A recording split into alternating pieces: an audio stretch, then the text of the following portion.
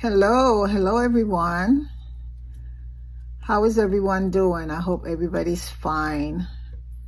I am here this morning to do a video, a bit informative, but really giving my opinion because I just came back from Ghana and a lot of family and friends have been asking me my take on the country and my experience being there. So I want to make this video just to share how I feel and what I experienced and what I view from my visit.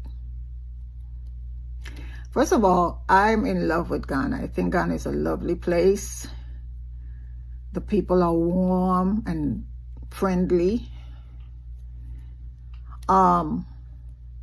If you're interested in Ghana because of the peace and calm that you think you're looking for.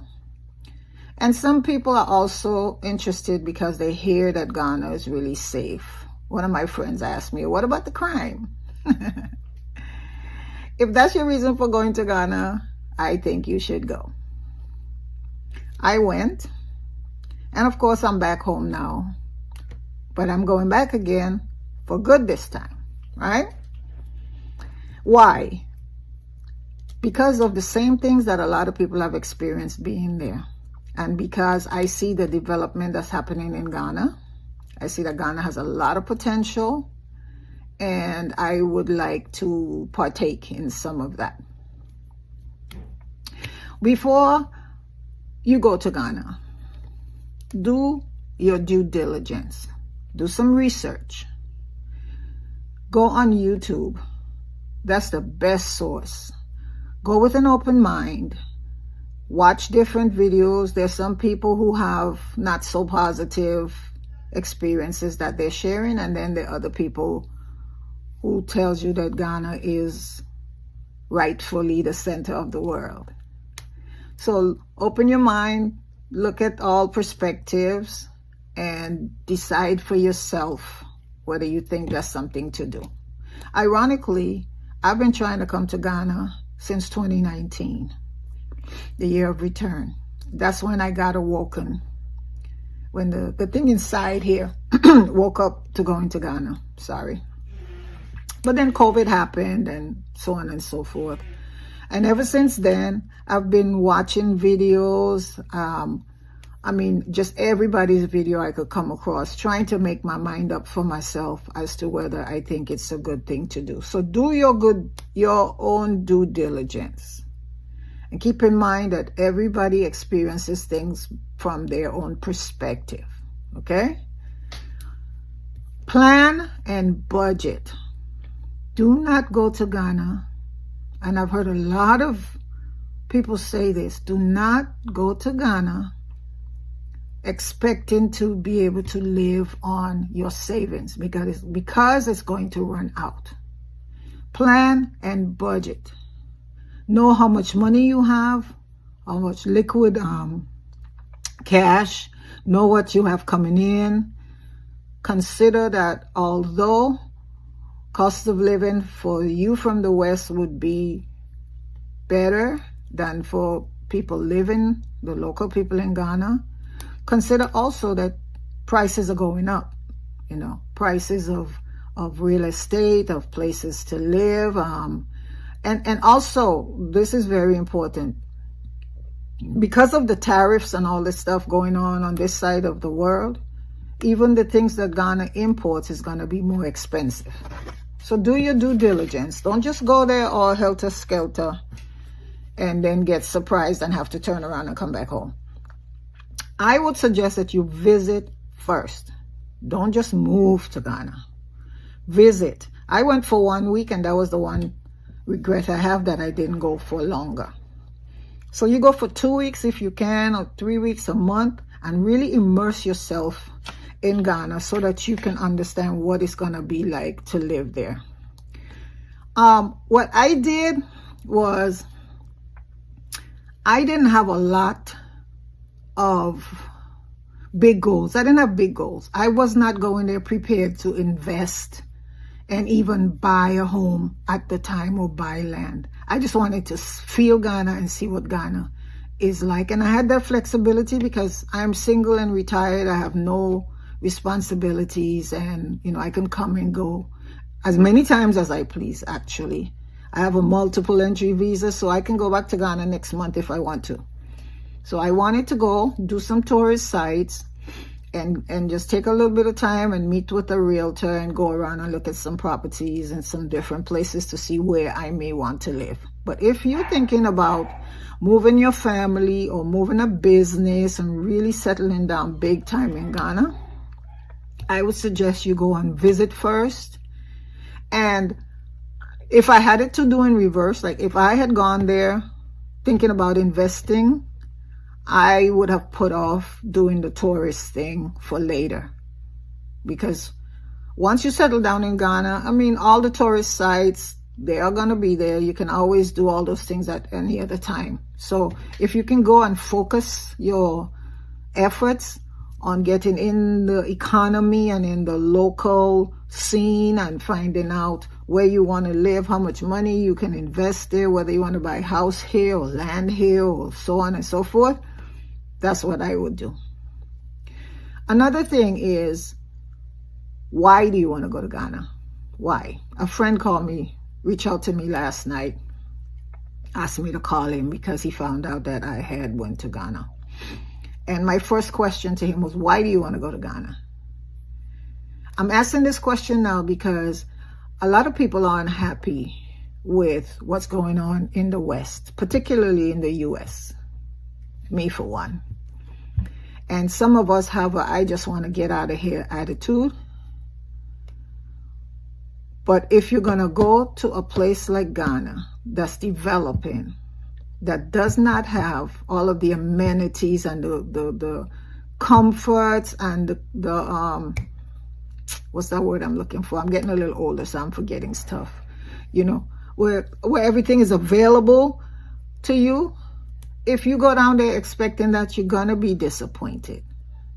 So you have to go with an open mind. You have to really understand the challenges that you're going to be faced with and already predetermined whether those challenges are ones that you can live with. Because it sucks to do things and then regret that you did them. Sometimes stepping back is a lot more difficult than moving forward. So figure out your why. And in my opinion, if your why is for you only to benefit, if you just see a way for you to go and make money, then I don't know, maybe you should reevaluate that reason. I have seen a lot of people, diasporans, move down, buy land, build short-term rentals and Airbnbs and all that kind of stuff, which that is all okay. Because we know that Ghana has a housing shortage. That's a fact. Secondly, all the people visiting need somewhere to stay. So that's a good way to make money. But where my heart is what I can contribute to help raise the standard of living for the local Ghanaian people. I am so proud of Ghana. It makes me think of what my ancestors used to do before everything became so updated. Everybody entrepreneured, if that's a word. Everybody had a market, had a store, had a stand, and that's what most Ghanaians do. When you go to the market and you see everybody there selling their goods and their wares, that's commendable. However, if we build communities that only feeds the diasporans, we are not affecting change for the local people in Ghana. So I would think that a more humane and commendable investment, or maybe not, yes, more, but also hand in hand with the real estate and all of that, is to invest in farming. If we can buy land, create farms so that Ghana can stop exporting the unnecessary things that Ghana exports, that would keep the money in the country, number one. Number two, it would provide jobs for people, local Ghanaian people, to do, and maybe in conjunction to their entrepreneurial pursuits. And it would raise their standards of living. And it'll help bring some of the people out the slums and the people that's just living hand to mouth, even if they might not be complaining because that's what they're used to. Because it seems like most of them are way more happier than some of us who've been living a little high on the hog. They seem to be more content, which is something people forgot about, contentment. But as a developing country, I think Ghana could benefit from us infusing opportunity into the country for the local Ghanaians. So I think it would be a more commendable thing for us to invest our money into commodities or opportunities that would raise the standard of living for everybody in Ghana. Now, I am coming back because I love it there. And like I said, I wish I had stayed a little longer. I would advise everybody to continue to move the country along. I don't know if you want to get into politics once you settle in, then that's not my thing. But however you can affect change, I think that would be awesome. Now, if you're thinking of moving to Ghana, you're going to need a place to stay. You're going to need somebody to show you around. And there are a lot of tour companies I've seen on the internet and have made contact with. But I would like to make a plug for Expat Life Ghana, Tony and Ayu Jones. They are the ones that hosted me when I came down. I found them on YouTube and followed them for a while. And I have to say my experience there was phenomenal. So if you're planning to come and you're going to be looking for a host, someone, some place to stay and someone to treat you like family and treat you well, I suggest you look them up. They're on YouTube, as I said, and that's where I found them. expatlifeghana.com.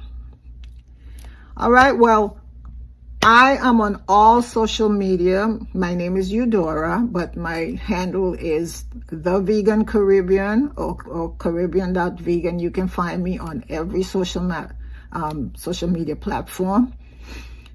And if you want to be entertained, you can go in and look at my videos and like them and share them and, all of the good things that we do to get up on social media.